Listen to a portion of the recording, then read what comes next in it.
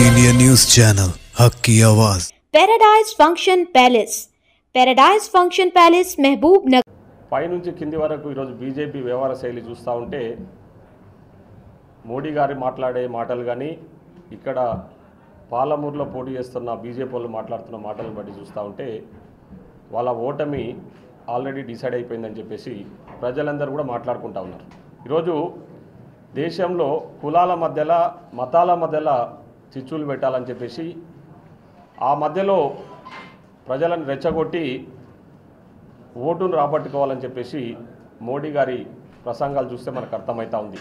నిన్న గత 3-4 రోజులుగా వాళ్ళకు వస్తున్న సమాచారం బట్టి బీజేపీ ఈ దేశంలో కూడా ఓడిపోతూ ఉందని చెప్పేసి వాళ్ళకు ఓట భయంతోన ఏవేవో అంటే కాంగ్రెస్ పార్టీ మేనిఫెస్టో గురించి తప్పుడు ఆరోపణలు చేస్తూ కాంగ్రెస్ పార్టీ మీద నెపం నెట్టే ప్రయత్నం చేస్తూ ఉన్నారు. కాంగ్రెస్ పార్టీ వస్తే ఇట్లా జరుగుతుంది అట్లా జరుగుతుందని కొన్ని తప్పుడు ప్రచారాలు చేస్తూ ఉన్నారు.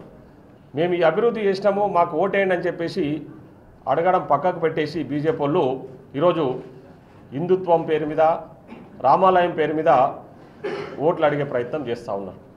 మరి ఈ 10 ఏళ్ల కాలంలో మీరే ఈ దేశానికి పాలకులుగా ఉన్నారు కదా, మరి ఈ 10 ఏళ్ల కాలంలో ఈ భారతదేశ ప్రజలకు మీరు చేసింది ఏంది? ఎక్కడికక్కడ ఉద్యోగాలు లేక చాలామంది ఇబ్బందులు యువత పెద్ద ఎత్తున ఇబ్బందులు పడుతూ ఉన్నారు. మాకు వస్తున్న రిపోర్ట్స్ అన్నీ కూడా కేంద్రం నుంచి సర్వేలు చెప్తా ఉన్నాయి ఏంటంటే ఈ నిరుద్యోగం అదేవిధంగా నిత్యావసర సరుకులు విపరీతంగా పెరగడం వల్ల ఈరోజు ప్రజలందరూ కూడా భారతదేశంలో బీజేపీని ఓడగొట్టాలని నిర్ణయం తీసుకున్నారు. అది తట్టుకోలేకనే ఆ విషయాలన్నీ పక్కకు పెట్టేసి ఈరోజు ఒక సెంటిమెంట్ పేరు మీద మళ్ళీ వాళ్ళు అధికారంలోకి రావాలని చెప్పేసి బీజేపీ వాళ్ళు ప్రయత్నం చేస్తూ ఉన్నారని చెప్పేసి మనం చూస్తూ ఉన్నాం. ఆ విషయాలన్నీ కూడా ఈరోజు ప్రధానమంత్రి మాట్లాడుతున్నాయి. అదేవిధంగా 10 సంవత్సరాలుగా ఫామ్ హౌస్లో వండుకున్న వ్యక్తి లేచి వచ్చి ప్రెస్ మీట్లల్లో టీవీ స్టూడియోలలో వచ్చి అదేవిధంగా బస్సు వేసుకొని తిరుగుతా నేను మళ్ళీ ఉద్ధరిస్తా నేను మళ్ళీ ఏదో చేస్తా అని చెప్పేసి మాట్లాడుతూ ఉంటే ప్రజలు కూడా నవ్వుకుంటున్నారు. వాళ్ళ భాష వాళ్ళ తీరు వాళ్ళ వ్యవహార శైలి ఆ ఏజ్లు వచ్చినా కూడా 10 సంవత్సరాలు ఈ దేశాన్ని రాష్ట్రాన్ని పాలించిన వ్యక్తులు పిచ్చి బట్టి అధికారం ఎక్కడ పోతుందో మా చేతులకించి అని చెప్పేసి అడ్డగోలుగా మాట్లాడే ప్రయత్నం చేస్తున్నారు. మీరు ఎన్ని చేసినా ఈరోజు ప్రజలు నిర్ణయించుకున్నారు యావత్ భారతదేశంలో కూడా కాంగ్రెస్ పార్టీకి ఓటేయాలని చెప్పేసి. అదేవిధంగా ఇక్కడ మా మహబూబ్నగర్ పార్లమెంటు గురించి కూడా మేము ముఖ్యంగా మేము పాలమూరు ప్రజలకు మీ మీడియా మిత్రుల ద్వారా ఒకటే విజ్ఞప్తి చేస్తూ ఉన్నాం. ఈరోజు బీజేపీ వాళ్ళు అభివృద్ధిని అడ్డుకోవాలనే ప్రయత్నం చేస్తూ ఉన్నారు.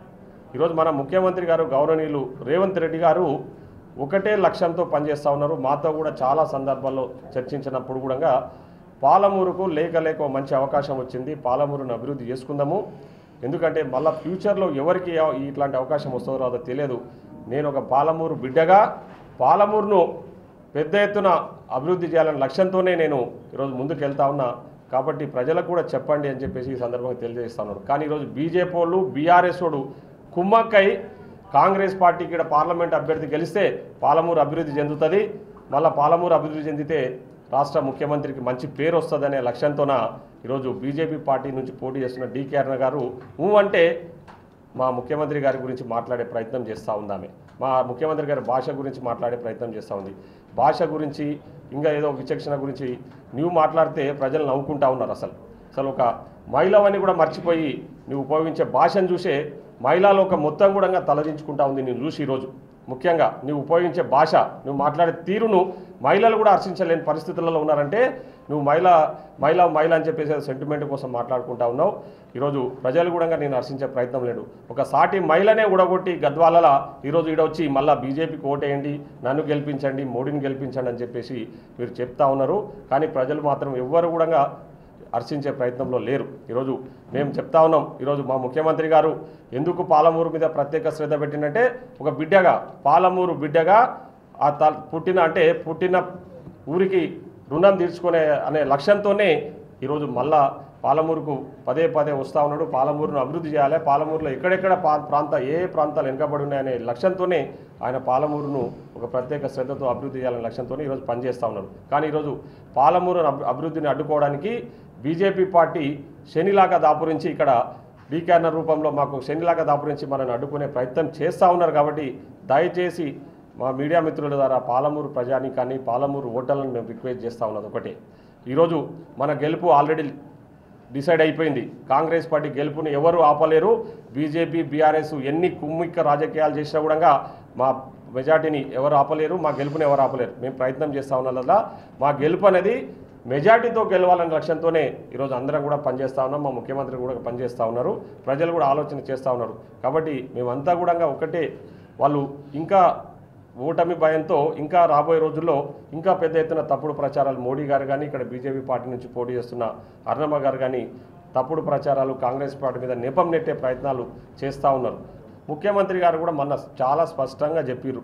లక్ష్మీ నరసింహస్వామి సాక్షిగా చెప్తా ఉన్నా, రేపు ఆగస్టు 15 లోపు 2 లక్షల రుణమాఫీ ఏకకాలంలో చేయబోతా ఉన్నాని చెప్తే రాష్ట్ర ప్రజలు ముఖ్యంగా రైతాంగం 69 లక్షల రైతాంగం కూడా హర్షం వ్యక్తం చేస్తూ ఉన్నారు. ఈరోజు మీరు మాట్లాడే మాటల్ని ప్రజలు కూడా తీవ్రంగా వ్యతిరేకిస్తూ ఉన్నారు. కాబట్టి ఈరోజు నేను ఒకటే కోరుతా ఉన్నా, అభివృద్ధి పాలమూరు అభివృద్ధి జరగాలంటే కాంగ్రెస్ పార్టీ తరఫున పోటీ చేస్తున్న వంశీ చంద్రెడ్డి గారిని భారీ మెజారిటీతో మనం అందరం కలిసి గెలిపిద్దాం. మన పాలమూరు బిడ్డ మనకు ముఖ్యమంత్రిగా ఉన్నాడు. ఇక్కడ బీజేపీ మోడీతో పనిలే, డీకే అరుణతో పనిలే. ఎందుకంటే వాళ్ళు 10 ఏళ్ళు ఉన్నారు. ఇక్కడ 10 ఏళ్ళ నుండి పాలమూరును ఏం చేసిర్రు? ఈరోజు పాలమూరుకి ఏదైనా పాలమూరు రంగారెడ్డి ప్రాజెక్టు జాతీయ హోదా తీసుకురాగలిగిరా? పాలమూరులో ఉన్న నిరుద్యోగులకు ఉద్యోగాలు ఇప్పించగలిగిరా? పాలమూరులో నిత్యావసర సరుకులు విపరీతంగా పెరిగిపోతే రేట్లు పెరిగిపోతే ఏమైనా తక్కువ చేసిర్రా?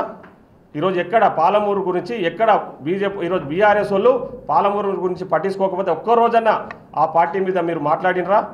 ఆ పార్టీ బీఆర్ఎస్ వాళ్ళు పాలమూరుని ఏం చేస్తలేరని చెప్పేసి ఈరోజు బీజేపీ పార్టీని పోటీ చేస్తూ ఉన్న వ్యక్తులు ఎవరైనా కేంద్రం దగ్గరకు పోయి ప్రధానమంత్రిగా మీ వ్యక్తే ఉన్నాడు కదా, మీరు పోయి ఒక్క రోజన్నా మా పాలమూరుకు అన్యాయం జరుగుతుంది, మా పాలమూరు రంగారెడ్డికి జాతీయ హోదా ఇవ్వండి, మా పాలమూరు ప్రజలకు ఉద్యోగాలు కల్పించండి, మా పాలమూరుకు ఈ ప్రాజెక్ట్ ఇవ్వండి, మా పాలమూరుకి ఇచ్చేయండి, అది చేయండి అని ఒక్క రోజన్నా ఈ డీకే అరుణ గారు కానీ అదేవిధంగా నాగర్కర్నూలు నుండి పోటీ చేస్తున్న వ్యక్తులు ఎవరైనా ఒక్క రోజన్నా పోయి అడిగినరా అని చెప్పి ఈ సందర్భంగా తెలియజేస్తా ఉన్నా.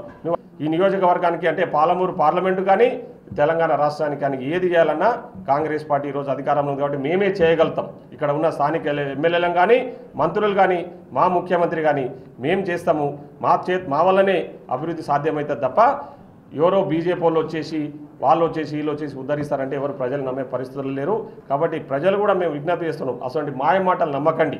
వాళ్ళ మోసపూరితపు మాటలు నమ్మి మీరు అభివృద్ధిని అడ్డుకునే వ్యక్తులకు ఓటేస్తే మనం వెనుకబడిపోయే ప్రమాదం ఉంది. ఇప్పటికే పాలమూరు వలసల జిల్లా, వెనుకబడ్డ జిల్లా అని చెప్పేసి మనల్ని చాలా చులకనగా బయట వాళ్ళు చూస్తూ ఉన్నారు. ఆ చులకనతనాన్ని పోగొట్టాలి, పాలమూరుకు ఒక ప్రత్యేకంగా అభివృద్ధి చేసుకోవాలి, పాలమూరును ఉన్నత స్థానంలో నిలబెట్టాలని చెప్పేసి మన పాలమూరు బుద్ధుబిడ్డ మన గౌరవ ముఖ్యమంత్రి రేవంత్ రెడ్డి గారు ప్రయత్నం చేస్తూ ఉన్నారు. కాబట్టి మరొక్కసారి పాలమూరు పెద్ద ఎత్తున అభివృద్ధి చెందాలన్నా, పాలమూరు ప్రాజెక్టులు జాతీయ హోదా రావాలన్నా, పాలమూరు అన్ని రకాలుగా కూడా సకల సౌకర్యాలు కలిగించాలన్నా మన చేతుల్లోనే ఉంది అది. కాబట్టి మన పాలమూరును అభివృద్ధిని అడ్డుకునే వ్యక్తులకు ఓటేయకుండా పాలమూరు అభివృద్ధికి పాటుపడే మన ముఖ్యమంత్రికి ఈ ఎంపీ స్థానాన్ని గెలిపించి గిఫ్ట్గా ఇద్దామని చెప్పేసి మిమ్మల్ని అందరినీ కోరుకుంటూ సెలవు తీసుకుంటాం.